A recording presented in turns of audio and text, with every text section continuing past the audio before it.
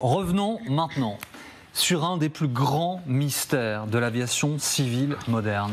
C'était il y a 10 ans, avec la disparition du MH370, Nargis. Et oui, et souvenez-vous, nous sommes le 8 mars 2014. L'avion du vol Malaysia Airlines MH370 décolle de Kuala Lumpur, c'est la capitale malaisienne. Il est alors minuit 41. L'appareil, le voici, c'est un Boeing 777. Il est réputé comme étant l'un des avions les plus sûrs au monde. À son bord, 239 personnes et parmi eux, 4 Français, donc direction Pékin, sauf que on connaît la suite de l'histoire, il n'atteindra jamais sa destination. Aux alentours d'1h20, on le voit à l'image, il quitte la zone de contrôle aérien de Kuala Lumpur et il émettra alors son tout dernier message radio. À mi-chemin entre la Malaisie et le Vietnam, l'avion change alors de cap vers l'ouest sans aucune raison. 6 heures plus tard, il disparaît de tous les écrans radars. Et autre élément mystérieux, on le voit sur cette carte, quelques temps après, plusieurs débris sont retrouvés sur les côtes africaines et l'île de la Réunion. Depuis ce jour-là, le monde entier se demande où est passé cet avion. On est quand même très très loin de son plan de vol pour ces débris qui sont retrouvés donc autour de Maurice et de la Réunion. Les théories les plus folles, phénomène de dérive éventuellement. Mais vous savez aussi que les théories les plus folles ont été émises au sujet de la disparition de ce vol. Oui, et certaines ont même été dans une série Netflix. Le documentaire a été accusé de relayer des théories complotistes. Alors la toute première hypothèse dans cette série est celle d'un acte délibéré du pilote, peut-être un suicide. Il aurait volontairement détourné l'avion pour se retrouver dans une zone reculée au sud de l'océan Indien. La deuxième théorie, le détournement russe. L'avion aurait été détourné vers le Kazakhstan par 3 Russes qui se trouvaient à bord. Une théorie plutôt improbable selon les experts. Et enfin, la troisième théorie, c'est celle de l'interception américaine. Le MH377 transportait une arme ultra sensible à destination de la Chine et les Américains auraient tenté d'empêcher la livraison. Vous aviez entendu toutes ces théories, évidemment. Il a été au cœur de... Enfin, franchement, il y a une dizaine d'années, si vous alliez dans un dîner, tout le monde avait son idée sur la disparition du MH370. Alors, où en sont les recherches ? Alors, des recherches avaient été lancées par différents gouvernements, le gouvernement australien, malaisien, chinois, des recherches sous-marines, entre autres, mais elles ont été suspendues en janvier 2017. Et dimanche, le Premier ministre malaisien, Anwar Ibrahim, a déclaré qu'il serait heureux de les relancer. Sur le MH370, nous avons adopté la position suivante. S'il existe des preuves convaincantes qui nécessitent une réouverture, nous serons certainement heureux de la faire. Car je ne pense pas qu'il s'agisse d'une question tactique ou technique. Il s'agit d'une question qui affecte la vie des gens. Et tout ce qui doit être fait, doit être fait.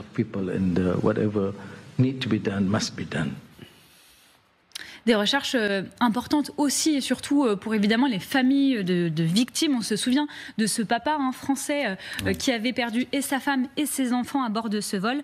Et donc les victimes qui attendent encore des réponses 10 ans après. Bien sûr que l'avion peut être retrouvé. C'est une question de temps. Il y a eu des navires perdus qui ont été retrouvés après des centaines d'années. On ne peut donc pas dire que cet avion ne sera jamais retrouvé. La seule option est de mener une recherche active sur la base des informations que nous recevrons ou des améliorations qui auront été apportées aux informations existantes. Alors les personnes que vous voyez là, ce sont donc certaines familles de victimes. Dimanche, 500 personnes se sont réunies près de Kuala Lumpur, donc la capitale malaisienne, pour une journée de souvenirs. On les voit juste ici, donc en mémoire des victimes du vol MH370. Ce qui a participé, je me tourne vers Pascal qui connaît parfaitement bien l'aviation civile commerciale, ce qui a participé au mystère aussi, Pascal, j'espère ne pas dire de bêtises, c'est que ce vol a disparu dans l'endroit qui est le mieux couvert au monde en termes de radio, l'endroit où il y a le plus de connexions au monde, là, en dessous du Vietnam, et il a disparu. Il a vraiment disparu. C'est quand même extrêmement rare. Enfin, ça n'arrive pratiquement jamais. C'est un cas quasi unique. Alors, il y a toujours la thèse de l'accident, si vous voulez. La thèse d'un avion qui se serait perdu... des phénomènes qui sont peu explicables, mais en effet, rationnellement, je vais être très franc avec vous, Jean-Baptiste, moi je parle des choses que je connais. Quand je ne sais pas, je vous le dis, là on ne sait pas. Mais on ne sait personne pas. ne sait, C'est-à-dire en fait. qu'on est. Mais c'est ça qui est fou. Est-ce que les questions qu'on doit se poser, à mon avis, sont des questions simples? C'est est-ce qu'on a tout fait pour aller au bout d'une enquête qui est une enquête rationnelle? C'est-à-dire qu'on est parvenu à retrouver des débris du Rio-Paris. Vous vous rappelez ce vol d'Air France qui a disparu? Alors là, il y avait un phénomène qui était connu parce qu'il y avait des écoutes radio.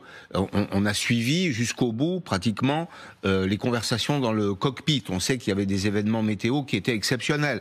Là, il nous manque quand même un certain nombre d'éléments. Et peut-être que le sentiment qui se dégage, le sentiment dont je peux vous faire part, c'est qu'il y a une part d'inabouti, si vous voulez, dans cette affaire, dans cette enquête. Quant aux thèses sur... les thèses, alors ça c'est rationnellement explicable. Il y a une bombe dans l'avion explose, disparaît, très bien. Bon, ça c'est une explication. Deuxième explication, le détournement suivi d'un accident, suivi d'un crash, ou simplement un phénomène météo absolument inexpliqué et inexplicable en l'état, dont on n'a pas trace, qui produit... Pascal, mais il me semble que justement l'enquête avait montré que les débris qu'on avait retrouvés ne prouvaient pas qu'il y avait eu explosion à bord, ni tir de projectiles venant de l'extérieur. Autrement dit, la thèse éventuellement d'un missile au cours d'un exercice qui aurait mal terminé. Moi, je ne l'ai pas du tout évoqué, parce que ça me paraît pas sérieux. Non, mais bien sûr. Mais c'est pour dire que, il n'y a pas eu d'explosion à bord et il n'y a pas eu non plus de projectiles tirés sur l'avion. Un dernier mot, François, parce que sur le mystère qui entoure cet avion, ça tient aussi à la zone d'influence dans laquelle ça se passe. Il y a des Américains, il y a des Russes, il y a des Chinois. Il y a un avion malaisien qui disparaît et une enquête qui finit par ne pas aboutir. Beaucoup se sont empressés de penser qu'il était pratique pour certains gouvernements que l'enquête n'aboutisse pas. Oui, après, si vous voulez, je ne pense pas que ce soit faute de ne pas avoir voulu aller au bout de cette enquête. Je pense que les Malaisiens avaient dépensé tous les moyens qu'ils avaient à leur disposition. Je pense que les Australiens, qui ont beaucoup voulu aider, et ils ont des raisons aussi de le faire, n'ont pas pu non plus aller au bout. Après, est-ce que la Chine, est-ce que la Russie, avaient intérêt à ce qu'il n'y ait pas d'explication possible? Je ne sais pas. Mais dire que c'est un mystère, c'est pas comme si c'était c'est pas la thèse du complot, c'est pas comme si on avait voulu qu'il y ait un mystère. Je pense qu'il y a un mystère parce que l'enquête n'a pas pu aller au bout, et l'enquête n'a pas pu aller au bout parce que on a fait tout ce qui était humainement possible, et que bien sûr, si les moyens là qui sont mis à disposition maintenant pour repartir, non pas de zéro, mais de repartir de l'endroit où on s'est arrêté, je pense qu'effectivement, il y a peut-être, il y a eu plus de technologie aujourd'hui, n'est-ce pas, Pascal? Oui. Il y a plus de technologie aujourd'hui pour enquêter. Dans 90% des cas, sur les accidents d'avion, le point de départ, c'est une erreur humaine. Oui. Dans 90% des cas, ça c'est statistique et incontestable. Alors ça n'exclut pas qu'il y ait 10% qui puissent venir d'anomalies technologiques, si vous voulez. Mais il y a toujours une manifestation humaine au départ. Il est 6h14. Merci d'avoir regardé cette vidéo ou d'avoir écouté ce podcast. Abonnez-vous.